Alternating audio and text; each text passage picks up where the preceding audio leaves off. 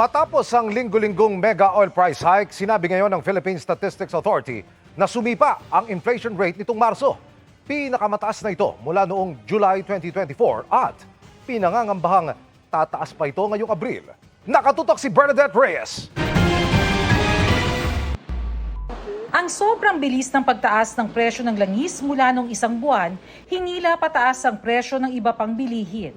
Kaya ang inflation rate nitong Marso tumama sa 4.1%, halos doble kumpara noong Pebrero.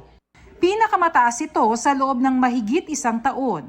Ayon sa Philippine Statistics Authority, malamang daw magiging mas mataas pa ang inflation rate ngayong Abril.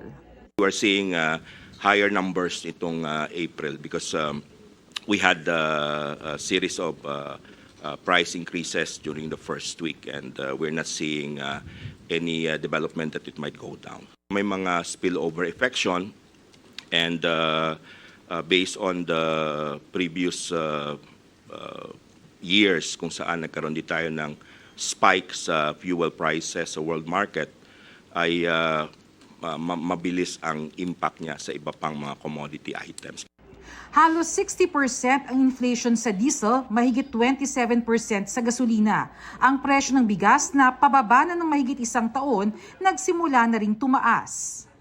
Sa pinakauling price monitoring na Department of Agriculture, umaabot na ng 57 pesos ang kada kilo ng well-milled rice. Yun namang premium o primera klase, lampas na ng 60 pesos kada kilo sa ilang pamilihan. Kaya naman lalo pang dumadami ang mga namimili ng benting bigas sa mga kadiwa centers gaya dito sa Bureau of Animal Industry. Pero limitado lamang ito sa mga piling sektor, kagaya na lamang ng mga PWDs, senior citizens, solo parents at mga miyembro ng 4Ps.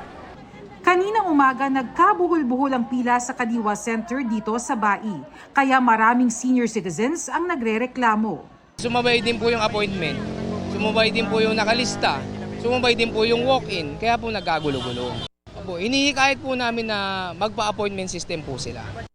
Mahirap po kasi nakakapagod lalo na kung wala kang upuan. Mabuti nakakaupo dyan sa may kahoy. Hindi na ako makatagal na nakatayong mga isang oras. Bakit inuulit-ulit na online? Kagaya sa amin, senyor, wala naman kayo alam na mag-online. Kagaya sa amin, kagaya sa akin, wala naman kong cellphone. Paano ko ma-online? Inalaw pa rin naman po natin yung mga walk-in. Yun nga lang po ay nilimitahan na natin dahil nga po gusto natin ay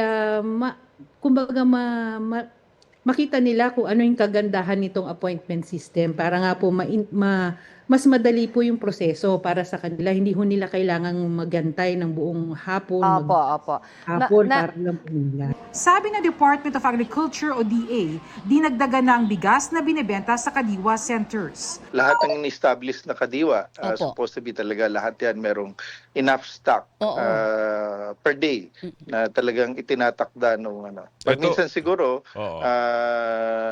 sa dami nga ng bumibili, siguro maaga nagko-close. There are times na talagang pabalik-balik, baka binibili nila yun at pwedeng ibenta. So, nag-start na yung kanilang pagtingin dito at tracing kung merong mga ganitong insidente. Ayon naman sa Samahang Industriya ng Agrikultura, isang grupo ng mga magsasaka na bawasan na ang mga nagbabiyahe ng gulay dahil sa taas ng presyo ng petrolyo. Naiipon yung mga gulay sa mga bagsakan dahil wala na masyado ring bumabiyahing mga trader o kung meron man, talagang medyo mahal at maraming nabubulakan po ng mga gulay. Bernadette Reyes, Nakatutok, 24 Oras.